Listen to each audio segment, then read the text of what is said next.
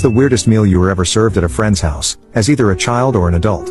1. I was invited to the home of a distant cousin for dinner. He and his wife were always snobs. No matter what you did, they would try to one-up you. If you painted a room blue, she would walk in and say something like, "Oh, blue," in a condescending tone. Didn't matter what it was, they had to put down. So, I took a new girlfriend over with me for dinner. As we were called to dinner, I said, "Oh, smells good. What are we having?" The wife looks down her nose at me and says, "Poindexter's." We are of course having Poindexter's, as if there was nothing else in world as good. So my girlfriend had gone to the bathroom and hadn't heard this. She returned and sat at the table and said, "Oh, Poindexter's. Yummy. They used to feed us these at summer camp," which was basically saying that Poindexter's were cheap so a camp could feed 500 kids with them. My cousin's wife was appalled and said, "Oh, these are East Coast Poindexter's," as if the ones from the East were better. My girlfriend replied, "Oh, I know. We used to catch them in Newfoundland and sell them to the dog food factory."